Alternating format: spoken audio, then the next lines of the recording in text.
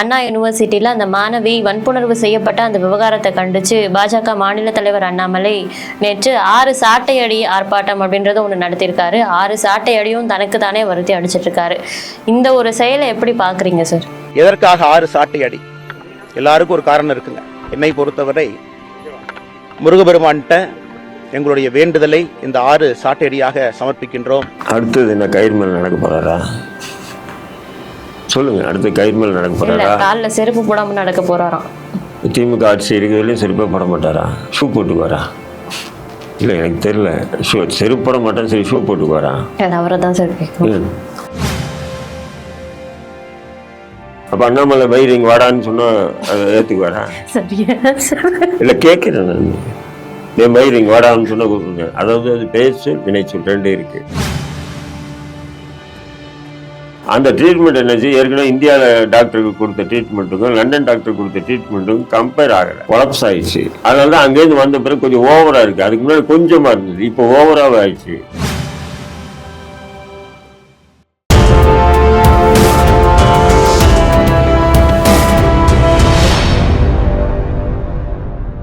You Tamil நேயர்களுக்கு வணக்கம். இன்னைக்கு நம்ம கூட தேசிய லீக் கட்சியின் தலைவர் தடா ரஹீம் சார் அவர்கள் தான் இணைஞ்சிருக்காங்க. வணக்கம் சார். இப்போ பாத்தீங்கன்னா அண்ணா யூனிவர்சிட்டியில அந்த மாணவி வன்புணர்வு செய்யப்பட்ட அந்த விவகாரத்தை கண்டிச்சு பாஜக மாநில தலைவர் அண்ணாமலை நேற்று 6 சாட்டை அடி ஆர்ப்பாட்டம் அப்படின்றத ஒன்று நடத்தியிருக்காரு. 6 சாட்டை அடியும் தனக்கு தானே வருத்தி அடிச்சிட்டு இருக்காரு. இந்த ஒரு செயலை எப்படி பாக்குறீங்க சார்? எதற்காக 6 சாட்டை அடி? எல்லாருக்கும் ஒரு காரணம் இருக்குங்க. என்னை பொறுத்தவரை முருகபெருமான்கிட்ட எங்களுடைய வேண்டுதலை இந்த 6 சாட்டையடியாக சமர்ப்பிக்கின்றோம். விரதம் இருக்க போகின்றோம், அரசியல் பணியை செய்ய போகின்றோம், ஆண்டவனிடம் முறையிடப் போகின்றோம். கிழக்கின்ற எல்லா மேடையிலும் கூட திராவிட முன்னேற்ற கழகத்தை தோலுரித்து காட்டப் போகின்றோம். ஆட்சியில் 3 ஆண்டுகளாக தமிழகத்தை எவ்வளவு பின்னாடி கொண்டு போயிருக்கிறாங்க, இதெல்லாம் கூட தொடர்ந்து பேசுவோம். அடுத்தது என்ன கயிறு மேல் நடக்க போறாரா? சொல்லுங்க, அடுத்து கயிறு மேல் நடக்க போறாரா? காலில் செருப்பு போடாம நடக்க போறாராம். திமுக ஆட்சி இருக்கிறதுலையும் செருப்பே போட மாட்டாரா? ஷூ போட்டுக்குவாரா? இல்லை எனக்கு தெரியல. செருப்பு போட மாட்டேன், சரி ஷூ போட்டுக்குவாரா? அவரை தான் சார் கேட்கணும். கோமாளித்தனமாக அரசியல் பண்ணுறது தமிழக மக்கள் எப்பவுமே ஏற்றுக்க மாட்டாங்கம்மா. நீங்கள் அண்ணா பல்கலைக்கழக மாணவி அந்த பாலியல் வன்புணர்ச்சி விஷயத்தில் ஆரோக்கியமான நல்ல போராட்டங்களை செய்யுங்க. நீங்கள் போய் என்ன பண்ணுங்க, மக்களை திரட்டி போய் முதல்வர் வீடு முற்றுகை போடுங்க. அல்லது காவல்துறை தவறு செஞ்சிருக்குன்னா காவல்துறை தலைமை அலுவலகத்தை முற்றுகை போடுங்க. அப்படியும் இல்லையா, நீதிமன்றம் போய் இந்த வழக்கை சிபிஐக்கு மாற்ற சொல்லி போராட்டம் பண்ணுங்க. இல்லைன்னா டெல்லிக்கு போய் உங்கள் கட்சியினுடைய பிரதமரையோ அல்லது உங்கள் உள்துறை செயலாளரையும் பார்த்து இந்த வழக்கை அவசரமாக சிபிஐக்கு மாற்ற சொல்லி ஒரு உத்தரவு வாங்கிட்டு வாங்க. அதை விட்டுட்டு நான் சாட்டையால் அடிச்சுக்கிறேன்னு சொல்கிறதெல்லாம் இதெல்லாம் எப்படி கேளிக்கை தானே இருக்குது. இப்போ என்னன்னு சொன்னால், தமிழக அரசுக்கு எதிராக மக்கள் இருந்தாங்க இல்லையா, அந்த ஒரு என்னடா இது இந்த பெண் இப்படி பாலியல் வன்புணர்ச்சி காலாயிருக்கா அப்படின்னு சொல்லி ஒரு கொந்தளிப்பு இருந்ததை பற்றில, அந்த கொந்தளிப்பை அண்ணாமலை திசை திருப்பி இருக்கான். இவன் பண்ண இந்த கோமாளித்தனத்தை சோசியல் மீடியாவும் சரி, மெயின் ஸ்ட்ரீம் மீடியாவும் சரி, அதை பற்றியே பேச்சாயிடுச்சு. தன்னோட உடலை வருத்தி என்ன உடலை வருத்தி ஒரு அடி கூட அவன் உடம்புலே பண்ணல. உடலை வருத்தி நீங்க தான் பேசிட்டே இருக்கீங்க. நேரடி காட்சி நம்ம என்ன பாக்குறீங்களா? என்ன எடுத்து காமிங்க. ஒரு சாட்டை அடியாச்சும் ஒண்ணு இப்படி கழுத்துல சுத்திக்கிது, இன்னொன்னு உடம்புல சுத்திக்கிது, அதுக்குள்ள தொலைவோடு கட்டி பிடிக்கிறாங்க. சாட்டை என்கிட்ட கொடுங்க, நான் அடிக்கிறேன். 6 சாட்டை அடி, அப்போ அவனுக்கு வலி தெரியும். என்னமா அது? நான் என்ன சொல்றேன், ஒரு தேசிய ஒரு இந்தியாவை ஆளக்கூடிய தேசிய கட்சியினுடைய மாநில தலைவராக இருக்க இப்படி கோமாளித்தனமாலாம் பண்ணிக்கிட்டு அதுக்கு ஒரு வேக்கனம் பண்ணிட்டு இருக்கீங்க நீங்க. இல்ல, தமிழரோட மரபுல விரதம் இருந்து சில வேண்டுதல்கள் வைக்கிறவங்க அந்த மாதிரி சாட்டையால அடிச்சு ஒரு வேண்டுதல் வைக்கிறது அப்படின்றது. அதாவது கடவுள் பக்தி, அது இறை வணக்கம், அதெல்லாம் வேற. இது இறை வணக்கமும் கடவுள் பக்தி இல்ல. இது நீ அரசியல் ரீதியா பண்ற. இல்ல, அவங்க RSS கொள்கைகளை தானே முன்னிறுத்தி. இல்ல, நீ RSS கொள்கையை முன்னிறுத்தி பண்ண. இது அரசியல் தானே நீ பேசுற. அரசியல் போது அரசியல் பண்ணுன்றானே. உண்மையிலே என்ன ஆச்சுன்னா, இவன் லண்டனுக்கு போனது படிக்கவே போல, ட்ரீட்மெண்ட் எடுக்க போனாங்க. அந்த ட்ரீட்மெண்ட் என்னச்சு, ஏற்கனவே இந்தியாவில் டாக்டருக்கு கொடுத்த ட்ரீட்மெண்ட்டுக்கும் லண்டன் டாக்டர் கொடுத்த ட்ரீட்மெண்ட்டுக்கும் கம்பேர் ஆகலை, கொலாப்ஸ் ஆயிடுச்சு. அதனால தான் அங்கேருந்து வந்த பிறகு கொஞ்சம் ஓவராக இருக்குது. அதுக்கு முன்னாடி கொஞ்சமாக இருந்தது, இப்போ ஓவராக ஆயிடுச்சு. அப்படித்தான் நான் பார்க்குறேன்.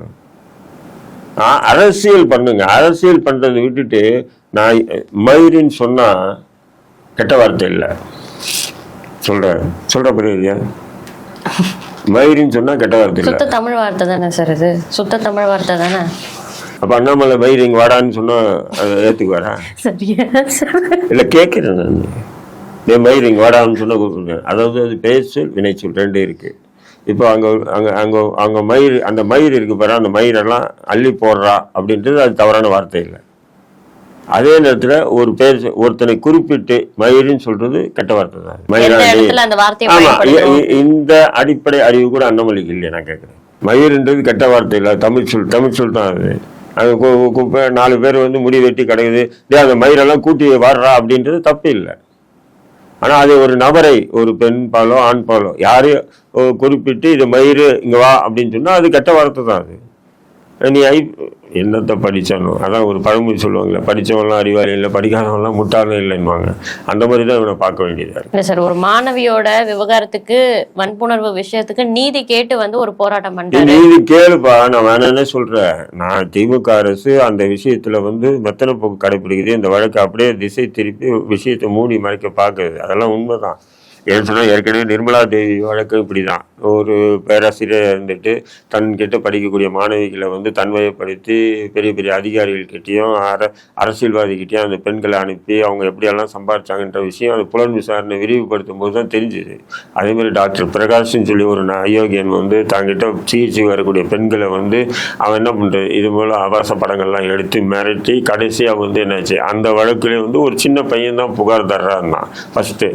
ஆனால் காவல்துறை நினைச்சுன்னா அந்த புகார்தாரர் சொன்ன விஷயத்தை வச்சு அதோட வழக்கு முடிச்சிக்கலாம். பட் விசாரணை விரிவுபடுத்தும் போது தான் அரசியல்வாதிகளுடைய குடும்ப பெண்களையும் கல்லூரி மாணவிகளையும் பெரிய பெரிய அதிகாரிகளுடைய மனைவியெல்லாம் வந்து அவர்கிட்ட வந்து வீடியோவில் சிக்கியிருக்காங்கன்ற தகவல் தெரிஞ்சு அவருக்கு தண்டனை 10 ஆண்டு கடுங்காவல் தண்டனை கொடுக்கப்பட்டது. ஆபாச படம் எடுத்து வீடியோ போட்டவன், புரியுதுங்களா? அப்போது இந்த விஷயத்தில் வந்து அண்ணா பல்கலைக்கழக மாணவி விஷயத்தில் வந்து விசாரணை விரிவுபடுத்தணும் தான். இந்த வழக்கை இதோடு முடிக்க பார்க்குது திமுக. நிச்சயம் இது வந்து ஒருத்தன் வந்து உணர்ச்சி வசப்பட்டு ஒரு பெண்ணை கற்பழிச்சிட்டான்றது வேற. ஆனால் இவன் அதுக்கு இல்லை, அதை கற்பழிச்சிட்டா அதை வீடியோவை எடுத்து வச்சு அடிக்கடி நான் கூப்பிட்றதுக்கு நீ வரணும், வந்து அது நான் அனுப்புகிற ஆள்கிட்டலாம் நீ போகணுன்றது நிச்சயம் இந்த பெண்ணோடு நிறுத்தப்பட்ட ஒரு விஷயமா இருக்காது. இதுக்கு ஒரு பெரிய ஒரு டீம் இருக்கும், பெரிய டீம் இருக்கும். அப்போ இங்க தமிழ்நாட்டில் வந்து எத்தனை பெண்கள் இது போல பாதிக்கப்பட்டிருக்காங்க அப்படின்றது விசாரணை தான் தெரிய வரும், புரியுதுங்களா? அதாவது 100% தான் இப்படி புகாரே கொடுப்பாங்க. பெரும்பாலும் வந்து இப்போ புகார் கொடுக்குறாங்க வெளி மாநிலங்கள், வெளி மாவட்டங்கள்லேருந்து தங்கி இங்கே படிக்கிறாங்க மாணவிகள். இப்போ இந்த தகவல் வெளியே வந்துன்னா வீட்டில் குடும்பத்தாருக்கு அவமானமாக போயிடும், உற்றாருக்கு அவமானமாகிடும், நண்பர்கள் மத்தியில் அவமானமாக போயிடும். அதனால் இதை வந்து நம்ம அப்படியே கடந்து போயிடுவோம் அப்படின்னு நினைக்கக்கூடிய பெண்கள் தான் 99% மீறி புகார் கொடுக்குறவங்க ஒருத்தர். அப்போ இவனை சரியான விசாரிக்க வேண்டிய வகையில் விசாரிச்சிருந்தாங்கன்னா இதுக்கு வந்து நல்ல ஒரு தீர்வு கிடைச்சிருக்கும். இவங்க அவசரமா அவனை கைது பண்ணி அவனை தூக்கி உள்ள போடுறாங்கன்னா இதெல்லாம் திமுகவுடைய தவறுகள். அதை கண்டி அதை விட்டுட்டு நான் சாட்டை அடிப்பாரு அப்படின்னு சட்டையெல்லாம் ஊத்துட்டு என்ன இல்ல அப்படி பண்ணதுனால தானே இப்ப வரைக்கும் அந்த விஷயம் வந்து ஒரு பேசு பொருளா மாறி. பேசு பொருளா என்ன மாதிரி இருக்கு? ஒரு அரசியல் கட்சி தலைவர் தன்னோட உடலை வருத்தி இப்படி பண்றதுனால திரும்ப உடலை வருத்தினா சாட்டை என்கிட்ட கொடுங்க, நான் அடிக்கிறேன். 6 அடி இல்ல 3 அடியே போதும். அது வந்து குற்றம் ஆயிரும்ல சார். ஒருத்தர இன்னொருத்தர் அடிக்கிறது குற்றம். ஒரு ஆளும் கட்சியில இருக்கக்கூடிய அந்த செயலை கண்டிக்க முடியாத ஒரு இடத்துல நம்ம கட்சி தலைவரா இருக்கு, தொண்டர் செய்யக்கூடிய வேலை மாதிரி. தொண்டர்கள் வந்து அதை இப்படி பண்றதுக்கு பண்ணலாம், அது வேற விஷயம். நீ ஒரு கட்சி தலைவரா இருக்கு, அதுவும் இந்தியாவை ஆளக்கூடிய ஒரு தேசிய கட்சியுடைய மாநில தலைவராக இருக்கேன். இப்படி கோமாளித்தனமா பண்ணக்கூடாதுன்றேன். இது உனக்கு கூட 4 பேர் உன் கட்சிக்காரன் வந்து தலைவா சூப்பர்லாம் நீங்க கூட பாராட்டலாம் அவனை. என்னன்னு அது கட்சி தன்னை வருத்திக்கிட்டு என்ன காலையில் நல்லா டிஃபன் சாப்பிட்டுட்டு ஜாலியாக குளிச்சுட்டு எக்ஸசைஸ் எல்லாம் மட்டும் அதுவும் பாடியோட இப்படி வராது பாருங்க. எல்லாரும் பார்க்கணுமா சொல்லு, எப்படி இருக்கு பாரு அண்ணாமலை பாடின்னு. என்ன இதெல்லாம் இப்போ திமுகவை வந்து ஆட்சியில இருந்து அகற்றும் வரை செருப்பு போட மாட்டேன் அப்படின்னு சொல்லிட்டு அடுத்ததா ஒரு விஷயம் சொல்றாரு சார். பார்க்க தானே போறோம். இன்னும் எத்தனை நாள் செருப்பு போடாமல் இருக்கான்னு பார்ப்போம். ஏன்னா நீங்கள் மீடியாக்காரன் சும்மா விட மாட்டீங்க. அவன் எங்கே போனாலும் பார்த்துட்டு கேமரா போட்டு ஏன் செருப்பு போட்டுனாலும் போட்டு எடுத்து காமிப்பீங்க. அப்போ பேசிக்கலாம். இந்த சாட்டையை சுழற்றின விஷயத்துக்கு சாட்டை அடியும் சரி செருப்பு போடாமல் இருப்பேன்னு சொல்றது அதெல்லாம் வந்து கேனத்தனமான கிறுக்குத்தனமான அரசியல் என்ன பண்ணாங்க. அதுக்கெல்லாம் வந்து மதச்சாயெல்லாம் பூசினா செருப்பை இட்டு தான் அடிக்கணும். இதெல்லாம் இப்படி மதச்சாயம் பூச முடியுதுல்ல? அவர் என்ன சொல்றாருன்னா, ஆளும் கட்சியினரை எதிர்த்து வந்து சாட்டையை சுழற்ற முடியாத அந்த ஒரு ஆதங்கத்துலதான் இப்படி தன்னை தானே சாட்டையால அடிச்சுக்கிறான்ற மாதிரி அவரோட ஆதரவாளர்கள்லாம் சில கருத்தை முன்வைக்கிறாங்க. ஆதரவாளர்கள் என்ன பண்ணுவாங்க? அவர் தலைவர் செஞ்சுட்டு எதிர்த்து பேச முடியுமா? சொல்லுங்க. தலைவர் செஞ்சுட்டு எதிர்த்து பேசுனாங்கன்னா அவங்க கட்சியில் இருக்க முடியாது, பொறுப்புகள் இருக்காது. அதனால என்ன பண்ணி தொலைக்குது, லூசு பையன் பண்ணிட்டான். விஷயத்துக்கு நீதி தான் கேட்டிருக்காரு, அதுக்காக இவ்வளவு விமர்சனங்கள், ட்ரோல் இதெல்லாம் நம்ம பண்ணணும். நீதி கேளுமா. இப்ப நான் கேட்கறது நீதி தானே. நான் உங்ககிட்ட அந்த பெண் விஷயமா விசாரணை இப்படி துரிதப்படுத்திக்கணும், இந்த வழக்கை சிபிஐக்கு மாற்றிருக்கணும், அப்போதான் அதில் உண்மை தெரியும். எத்தனை பெண்கள் பாதிக்கப்பட்டிருக்கான்னு தெரியாது. இவனை விசாரிக்க வேண்டிய வழியில் விசாரிச்சாதான் நம்ம 2 பேரும் பேசக்கூடிய அந்த கருத்து எந்த அளவுக்கு வெளியே போகும்னு தெரியல. இப்ப அவர் பண்ணது மூலமா அந்த விஷயம் இன்னும் ரீச் ஆயிருக்கு அப்படின்னு சொல்லலாம். என்ன ரீச் ஆயிருக்கு? எதுக்காக அவர் இந்த மாதிரி ஒரு அரசியல் கட்சி தலைவர் பண்ணாரு அப்படின்றத பார்க்கும்போது அதோட பின்புலம் என்னன்னு தெரிய வருது. எதுவுமே எல்லாமே காமெடி பீஸ். நார்த் இந்தியன் மீடியாவே கேலி பண்றான். யாராவது ஜோக்கர்னு. சரி, எவ்வளோ அரசியல் கட்சிகள் உண்ணாவிரதம் இருக்காங்க, கண் துடைப்புக்காக உண்ணாவிரதம் இருக்காங்க. ஒருவேளை சாப்பிடாம இருந்துட்டு நாங்க நீதி கேட்டு உண்ணாவிரதம் இருந்தோம்னு சொல்றாங்க. அதெல்லாம் நம்ம இந்த அளவுக்கு ட்ரோல் பண்ணறது இல்ல. ட்ரோல் பண்றதுன்னா அதெல்லாம் ஜனநாயகம், அரசியல் ரீதியா நம்ம பார்க்க போறோம். இது ஒரு காமெடி பீஸ் மாதிரி தெரியுது. அந்த போலியான உண்ணாவிரதத்தை விட இந்த ஒரு சாட்டை அடி ஒரு ஆர்ப்பாட்டத்துக்கு நம்ம அதிகப்படியான விமர்சனத்தை வைக்கிறோமோ அப்படின்ற ஒரு ஐயம் எழுதுல சார். நம்மள்கிட்ட காசு கேஸ் வாங்கிட்டீங்களா? நான் ஏன் சார் அவர்கிட்ட போய் காசு இல்லை, இவ்வளவு முட்டு கொடுக்குறீங்களே. கோமாளித்தனமா செஞ்சிருக்காரு. இது ஒரு ஆரோக்கியமான அரசியல் இல்லை. வருங்கால இளைஞருக்கு இன்னைக்கு நம்ம எது செய்யறோமோ அதுதான் இந்த வருங்கால இளைஞர்களுக்கு வழி காட்டக்கூடிய ஒரு விஷயம். அப்படி இருக்கும்போது இது போன்ற அரசியல் இல்ல, அவருக்கு முட்டு கொடுக்கணுமோ அப்படியெல்லாம் கிடையாது சார். ஒரு நீதி கேட்டு ஒரு விஷயம் பண்ணியிருக்காரு, அதை நம்ம ஏன் விமர்சனம் பண்ணணும் அப்படின்னு நடுநிலையான என்னோட கேள்விதான் முன்வைக்கிறேன். எதுவாக இருந்தாலுமே போராட்டம் பண்ணியிருக்காரு. அந்த இடத்துல ஒரு நீதி கேட்டு ஒரு விஷயத்த சரி நீங்க சொல்றீங்க, இன்னைக்கு அவர் போராட்டம் பண்ணியிருக்காரு, அது நீதி கேட்டு போராடு, தன்னை வருத்திட்டு போறாரு. நாளைக்கு யாராவது 4 பேர் நிர்வாணமா போறாங்க, ட்ரெஸ் எல்லாம் அவுத்து போட்டு நீதி கேட்டு, அதுக்கும் இதே மாதிரி சப்போர்ட் பண்ணீங்களா நீங்க?